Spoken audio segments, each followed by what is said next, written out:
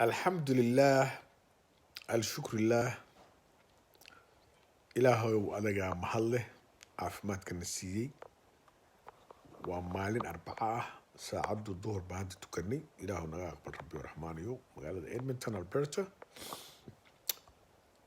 ما أنتو حكاه لنا أرمى حساسية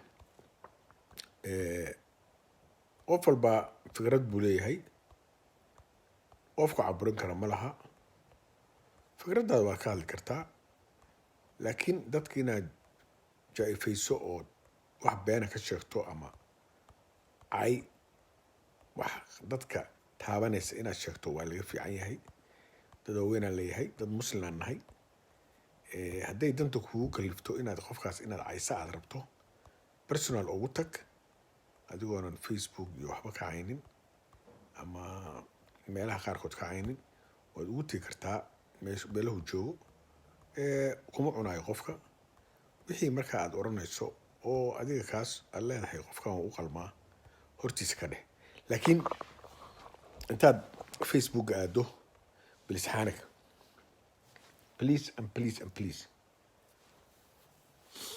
الحمد لله الشكر لله إله أدقى محل ربي ورحماني إله أدقى هو حمد نغني إلهي عافمات كنسيو أدقى هو حمد نغني انت حنوصن قلبك كجرا إحدى كجرا حاسد كأه إنها هبارنا مفعنا وإنا أدعو إنه واي هل الشرقريو ماشان وإنا الشرقريسا وحنكهل لنا أرمها جبلان وحنكهل لنا أرمها بودلان وحنكهل لنا سفركي وكنتغي عبد الله فرماجو إثيوبيا شركي إيس قابلين madaxweynaha dalka dariska aanu nahay Somaliland Mr. Bihi aniga horta runtii personally Ibrahim Shuriyahan personally reality markaan ka hadlo aniga waan aaminsanahay waan ictiraafsanahay Somaliland waxaana ballan qaadayaa haddaan madaxweyne noqdo ilaahay baa taas og haddaan madaxweyne noqdo Soomaaliya ka noqdo waqtiga haataba inaan intiraafaayo Somaliland oon dhahayo Somaliland waa dowlad aanu walaalanahay waxaan ka codsanayaa qaramada midoobay iyo adduunweynaha inay intiraafaan dowlad aanu darsnahay weeye Djibouti ay Somaliland baa ka weyn Djibouti oo konta qof ay ku nooshahay in aanu dhahno waa dowlad Somaliland oo intaasoo qof ku nool oo qabaa'ilo badan degaan oo daarood iyo hawiye everybody ay degaan Somaliland isaa khaliya malaha Somaliland ولا لدغا لكن وقوميد واي ودل واي marka waxa haboon inaad xushmayso dadka dariskaaga ah baa haboon okay taas hadaan marka uga baxno wax yar Allah musta'an waxaan halkan fariin uga dirayaa Axmed Islaan iyo Seerar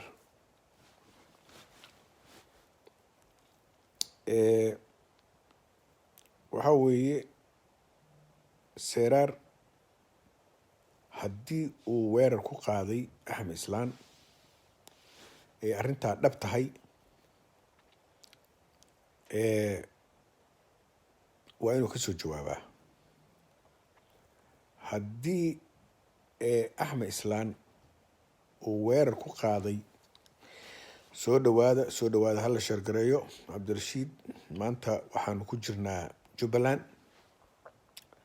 hadduu weerar ku qaaday Axmed Islaan Seerar na waa inuu ka soo jawaabaa waxaan leeyahay maanta Jubbaland uma baahna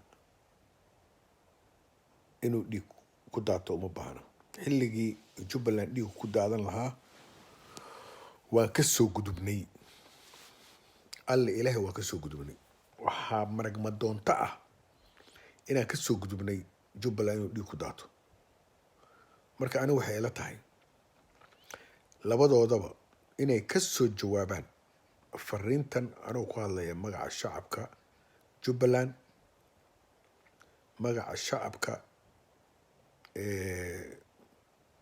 maaragtay dalka Canada iyo Mareykanka anoo ku hadlaya magacayga waxaan oranayaa in islaan iyo seeraar inay ka soo jawaabaan qofka bilaabay inuu xabad ku rido qof kale oo walaalkii ah aan ka waantowno arrinta ayada ah sababto ay tahay xabad wiil inuu ku dhinta meehe wiil kuma dhasho Soomaali waa la og yahay nin walba dad buu ka dhashay nin walba jifu ka dhashay nin walba maaragtay qoys buu leeyahay haddana dad walaalaa leeyahay in la isku talax tago waa laga fiican yahay in la isku talax tago waa laga fiican yahay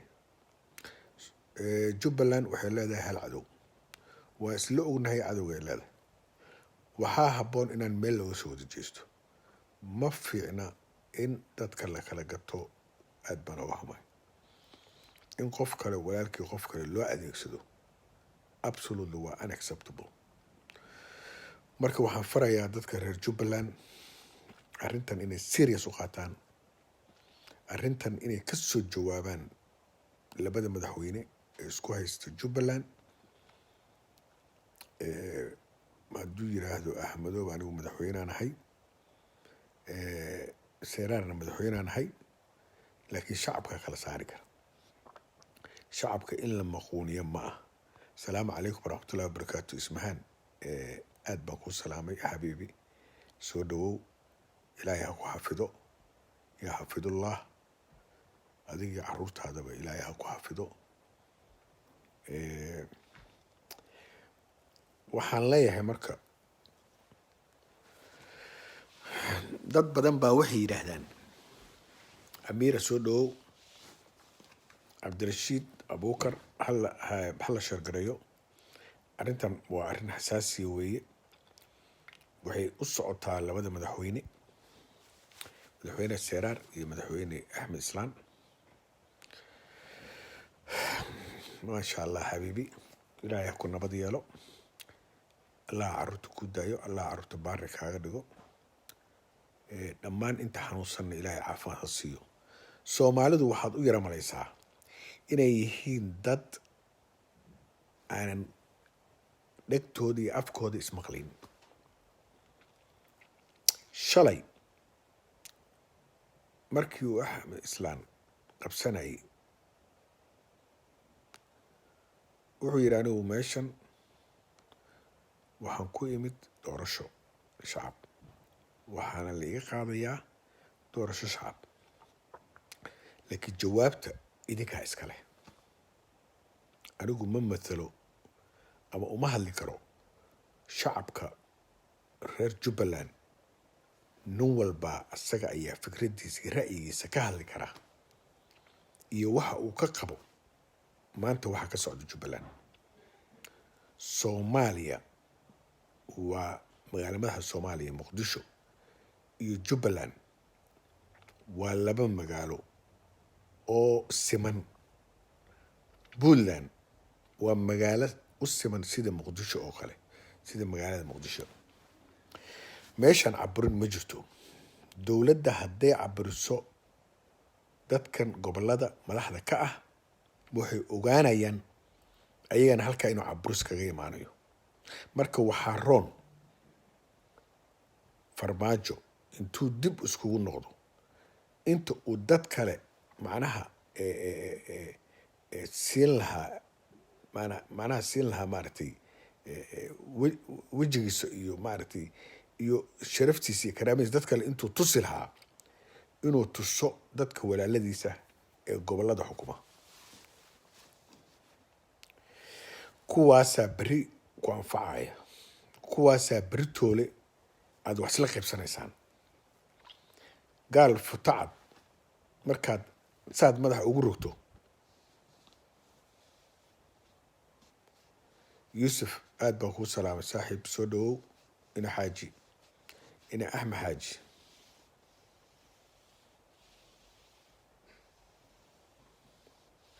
alxamdulilah aniga dib baan iskugu noqday nin ohludiinaan ahay ha arkin labiskayga, ha arkin maaragtay tayga, waxaa ha arkin nin xaafid alqur'aan aan ahay, alxamdulilah alshukrilah. meeshana waxaan ka waaniyaa shacabka soomaaliyeed adduunka meel kastay ku nool yihiin. anigu dad ma caayo, dad ma aflagaadeeyo sida dadka qaarkood. aniga ma sameeyo inaan qof ku sameeyo maaragtay revenge iyo waxaas. waad cayn kartaa, waxaad doontaa iga sheegi kartaa, because xor baa tahay. qofka biniaadankaana waxaa fiican xornimadiisa in la siiyo. marka alcumuum ha la sheergareeyo, islaamka arrintan ha loo geeyo, seeraar ha loo geeyo. waxaan u maleynayaa hadda ka hor waxaa balafi kusoo gaartay in xidig ninka ku-xigay la xiray. inay run tahay inay been tahayna alla ilaahay baa og, oo taas ma sheegi karo, laakiin waan soo ogaan doonaa. kollaba rag baa iisoo sheegay. marka waxaan aada uga xumahay xilligan oo ah xilli aada xun, oo aanan maanta aanan ka bixi karin dagaal sokeeye. meel kasta oo soomaaliya ka mid ah kama bixi karno dagaal sokeeye, kama bixi karno qori, kama bixi karno wiil soomaaliyeed oo 15 jir ah intuu qori qaado inuu dad dilo ama asaga la dilo. waxa weeye aanan caadi ahayn. waa wax habboon in laga fiirsado, dadka siyaasiyiinta inay ka fiirsadaan. dad baa soomaaliya u tegay inay ka fiishgaraystaan, dad baa soomaaliya u tegay inay ka taajiraan. maxaad ka taajirtaa? dad dhintay baa jooga oo baaba-ay waddanka, oo u baahan taakuleen, oo u baahan in maaragtay wax lala qabto, oo u baahan in la wacyigeliyo, oo u baahan in koorsooyin loo furo siday u soo noolaadeen. in macnaha dad baa ahayd inay mar hore dhintaan, laakiin soo gaaray, soo survive garoobay, habeenkii biyo cabaayay bes. marka waa inaan siinaa sharaftoodii, karaamadooda waa inaan siinaa dadka ayaga ah. waa inaan maanta gacan qabanaa, waa inaan u sheegnaa waxa ay kusii survive garoobeen inay tahay cabsida ilaahay iyo barida ilaahay. waa inaan ilaahay isxasuusinaa. nin walba oo ilaahay xasuusan oo salaad subax u kaca cimrigiisa waa dheeraanayaa. inaad ilaahay intaad ka yaabto ood ilaahay barido baa ila habboon inta aad dad dhibi lahayd. ismahaan xabiibi, adnu ilaahay baan kuu baryayaa insha allah bilkariim. marka waxaa weeye in aan dib iskugu noqono annaga. war ilaahay ka yaaba, qaaf rabbak, ilaahaygi ku abuurtay ka yaab. dabada ha u dhaqin qof aana ku rabin. carabi kuma rabto, afrikaanna kuma rabo. soomaali haddaad tahay qofku rabo maanta ma leh, because nin jiran baa tahay. qof kastana qofka jiran wuu ka cararaa adduunka. reality markaan wada hadalno, qofka markuu jiran yahay oo sick yahay, everybody wuu ka cararayaa. haddii aadan dalkaaga adiga hagaajisanin, qofkuu hagaajinaya sheekh malaha. ilaahay wuxuu ku siiyey beero, ilaahay wuxuu ku siiyey xoolo, ilaahay wuxuu ku siiyey hadduu ilaahay ku horreeyahay bad iyo kalluun. war waxa kale ood sugayso maxay tahay? waxa kale aad rabto ood la baryootamayso maxay tahay? war 2 shilin aad hesho ummadda sii, askarta u qaybi, nabadgelyada ha laga taxadiro. dadka yaan been loo sheegin, shacabka soomaaliyeed yaan been loo sheegin. soo dhawo xasan, soo dhawo excellency liibaan cigaal, aad baan kuu salaamay. aabasiid waa ku salaamay, soo dhawaada. soomaaliya uma baahna qof ka fishin ka sameeyo, ma u baahna soomaaliya. soomaaliya waxay u baahan tahay qof lilaahi ah. waxay u baahan tahay liibaan cigaal oo kale inuu madaxweyne ka noqdo bay u baahan tahay soomaaliya. wallaahi inaana been sheegin, absolutely I tell you true, because liibaan waa aqaanaa. waa soomaali dhab ah waay. waa nin wax bartay, waa nin excellent ah, waa nin waxa waaye intelligent ah, waa nin u qalma inuu soomaaliya madaxweyne ka noqdo.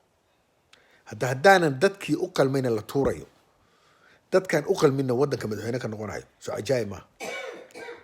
aniga isku kiinfaanin maayo. anigu madaxweyne waa noqon karaa, because sababtaan u noqon karaa waxay tahay 3 waxyaalood. 1, horta hore lacag ma rabo. 2, magacna ma rabo. 3, xoolo ummadeenna ma rabo. midda kalena waxaan ahay qof ilaahay ku xiran baan ahay oo nin walba oo dembi shacab ka galaa halkaasaan ka jaraya dhag gacanteydaan ku tooganayaa. soomaali nin wasiir ah iyo nin baarlamaan ka shaqeeya iyo nin askari ah iyo nin dowladda u shaqeeya oo qalad yar ka galaa madaxtooyadaha lagu keeno anaa gacanteyda ku dilaa. wallahi inaan askar u dhiibin wacda le wacdka rasuul waa gubi lahaa meel baan raadsan lahaa dadka lagu gubo meeshaasaan ku ridi lahaa because soomaalida uma baahna shaaciro iyo qosol iyo uma baahna.